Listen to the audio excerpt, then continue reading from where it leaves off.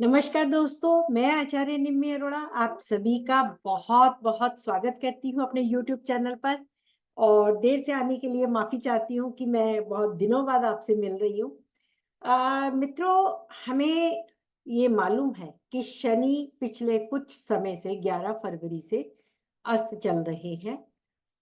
अभी तक ये मकर राशि में अस्त थे। आज 3:30 बजे के बाद यानी 3 बज के कुछ मिनट से कुंभ राशि में ये अस्त हो गए हैं, क्योंकि शनि की प्रवेश जो है वो कुंभ राशि में हो गया है। शनि हमारे अस्त होकर जीवन में क्या प्रभाव दे सकते हैं, या अस्त ग्रह के होने का क्या नियम है और उनके क्या प्रभाव है, आज हम इसके बारे में छोटी सी चर्चा करेंगे। तो आइए जानते हैं आगे। सूर्य से भोगांश के अंतर जो बहुत नजदीक आ जाता है, तब ग्रह सूर्य के नजदीक आकर अस्त हो जाते हैं।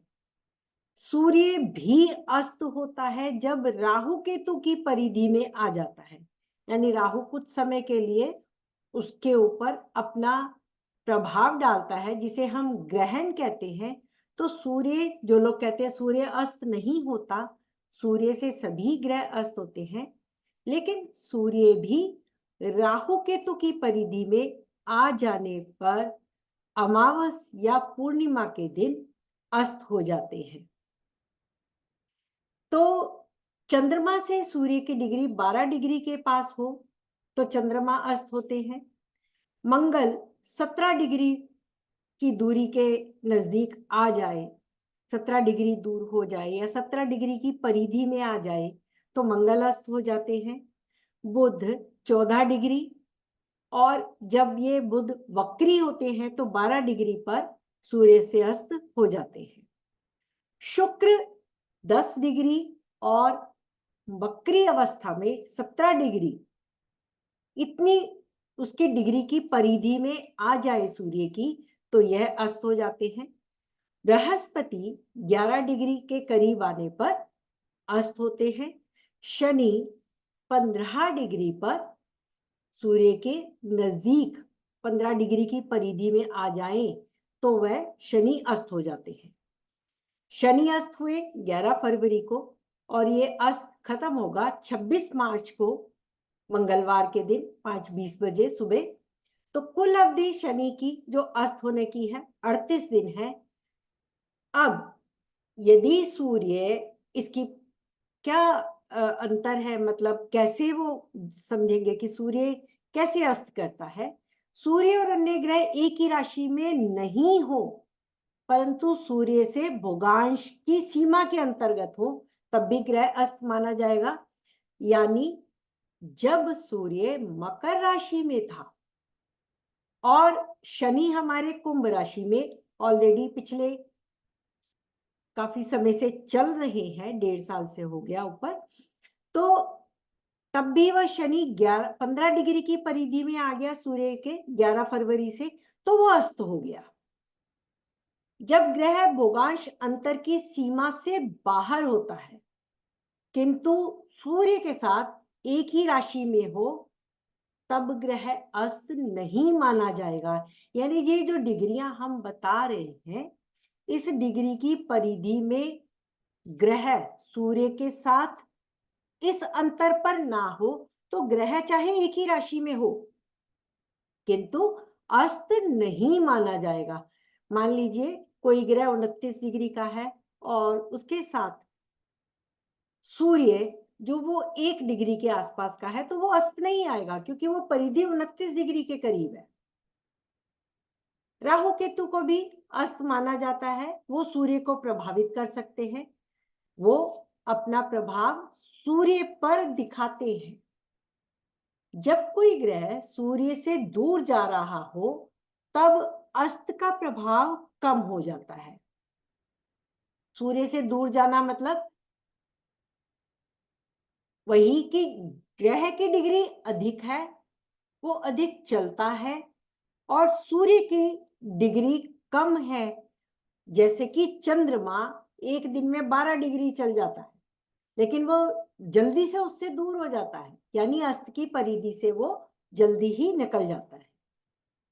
जब ग्रह सूर्य के समीप आ रहा हो तब अस्त का प्रभाव अधिक होता है, जैसे कि बुध और शुक्र, ये दोनों डिग्री वाइज सूर्य के पास आ रहे हों और उसके बाद सूर्य के पास से फिर दूर जाएंगे, लेकिन वो परिधि उतनी रहेगी डिग्री की, आते भी जाते भी, तो वो उस अस्त का प्रभाव अधिक होता है।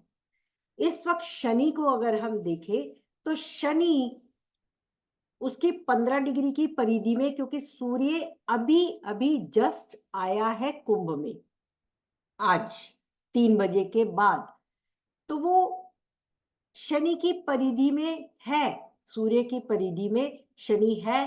वो शनि आगे बढ़ेगा, उसकी डिग्री से आगे निकलेगा, तब भी 15 डिग्री की परिधि में रहेगा, तो भी सूर्य अस्त रहेगा।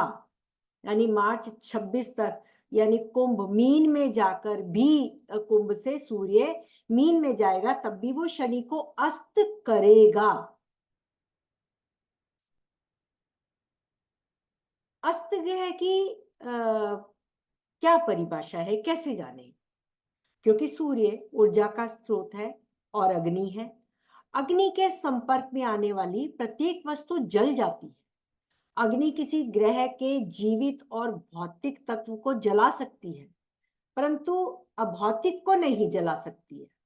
जैसे बुद्ध की बुद्धि या बृहस्पति का ज्ञान, यह ग्रहों द्वारा दर्शाई गई भौतिक जीवित वस्तुओं को बताते हैं। यानी सूर्य के नजदीक चाहे कोई भी ग्रह हो, वह उसके भौतिक तत्व, मूल तत्व को, उसके कारक तत्व को नहीं जला सकती। जैसे शुक्र है, शुक्र का कार्य विलासिता देना है, तो वह विलासिता के कारकत्व को अस्त होने पर भी सूर्य उसको जला नहीं सकता, विलासिता रहेगी, जो शुक्र का कारकत्व है। भौतिक तत्व जो कि विवाहिक सुख है, उसमें अस्त होने पर परेशानी आ सकती है।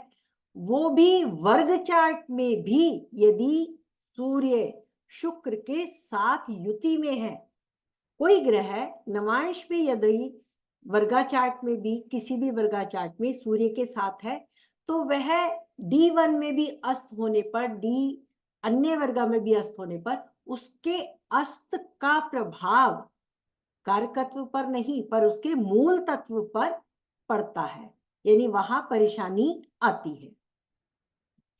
शनि के बारे में जानते हैं। शनि बुढ़ापा है और नौकर है। व्यक्ति बुढ़ापे में पीड़ा पाता है यदि शनि उसका जन्म कुंडली में अस्त हो। शनि त्याग और एकाग्रता भी है। व्यक्ति सांसारिक वस्तुओं से मोह नहीं रखता और वो संतुष्टि भी रखता है, क्योंकि वह अस्त है, तो उसके भौतिक तत्व जो सन्यास है, नौकर है, उसको संतुष्टि मिलती है।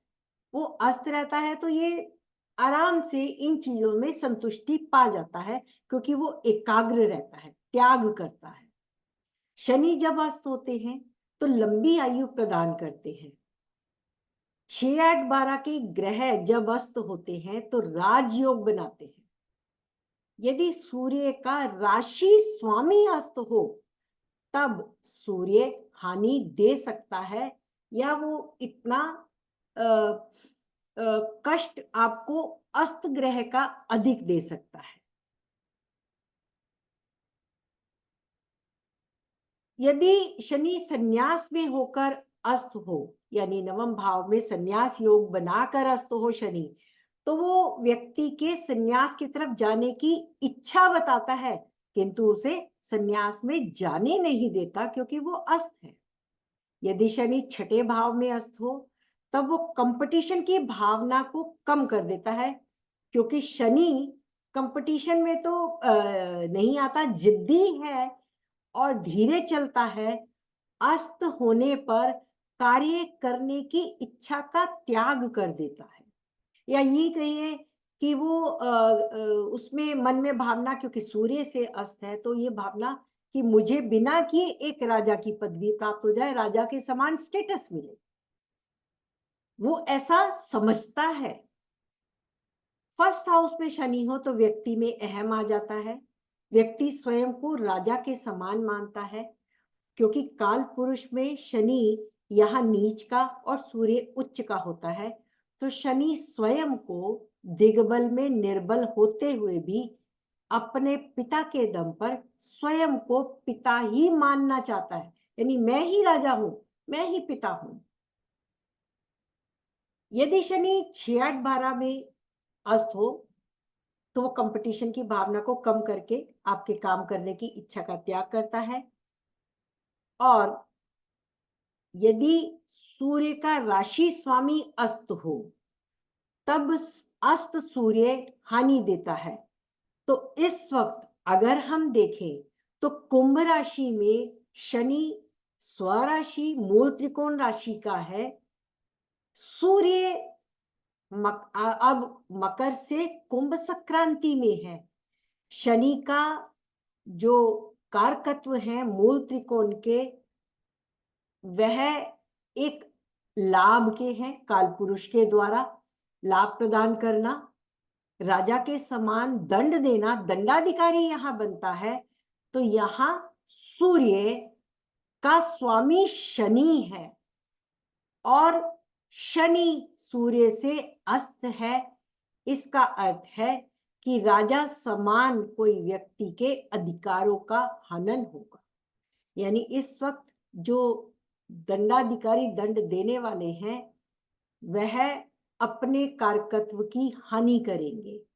शनि कुंभ में बैठे हैं मूल त्रिकोण के, कुंभ घड़े का पानी जिसके अंदर घड़े के अंदर और घड़े का पानी अपने ही पैरों पे छलक रहा है और राजा यहाँ खुद उसकी राशि में बैठा है, अपना ही स्वामी अस्त है, तो राजा बलहीन हो गया।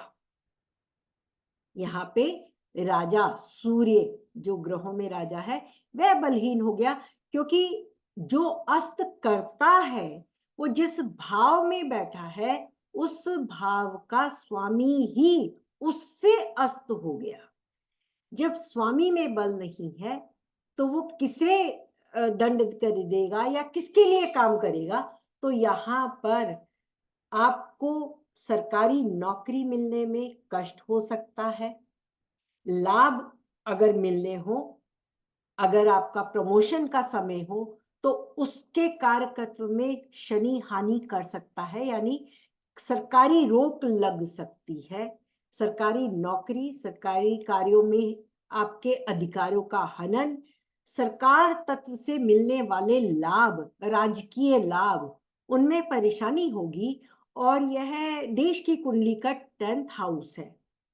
तो हम कहेंगे इस वक्त जो हमारा राजा है, प्रधानमंत्री है, उसके लिए भी यह परेशानी का समय है, जो 26 मार्च तक तो नहीं, लेकिन जब तक सूर्य कुंभ राशि में रहेगा तब तक ये परेशानी राजा को होगी। हमारे देश के सत्ता पक्ष इस वक्त थोड़ा सा बलहीन महसूस करेंगे। आशा करती हूँ आपको ये वीडियो पसंद आया होगा। ये जो अस्त ग्रह है, इसमें सभी ग्रहों का एक वीडियो में बताना आसान नहीं है। बहुत जल्द इसके लिए हम क्लास लेके आएंगे और मैं आशा करती हूँ कि शायद वीपी गोयल जी इस सब्जेक्ट को पढ़ाए। तो आपको ये वीडियो कैसी लगी, इसके बारे में और जानकारी, अगर अन्य ग्रहों के बारे में जानकारी चाहिए तो अपने व्यूज मुझे दीजिए, ताकि मैं आपको इसके बारे में और ज्यादा समझा सकूं। ये एक क्लिप है बस छोटा सा, लेकिन इसके सभी ग्रहों को और अच्छे से समझना ये बहुत आवश्यक है, क्योंकि अस्त ग्रह कब राजयोग देते हैं, कब अपने अस्त का फल कैसे देते हैं। जैसे हम गुरु और बुध को ले, यदि ये अस्त होते हैं तो हमारी बुद्धि का हनन नहीं होता, क्योंकि वो उसके मूल कारकत्व का काम है बुद्धि देना। और गुरु का भी भौतिक कार्य है कि सलाहकार बुद्धि को और आगे बढ़ाना, विवेक को तो सूर्य की अग्नि उसको जला नहीं सकती, रादर बुध के साथ मिलके बुधादित्य योग बनाती है, तो ये एक राजयोग देती है। इसके लिए आज हम यहीं पे समाप्त करते हैं। आशा करती हूँ ये वीडियो पसंद आई होगी। आप मेरे वीडियो को पसंद करते हैं तो लाइक भी कीजिए, सब्सक्राइब भी कीजिए, ताकि मैं आपको और भी अच्छे अच्छे वीडियो और इसके संबंध में बता सकूं। Thank you so much.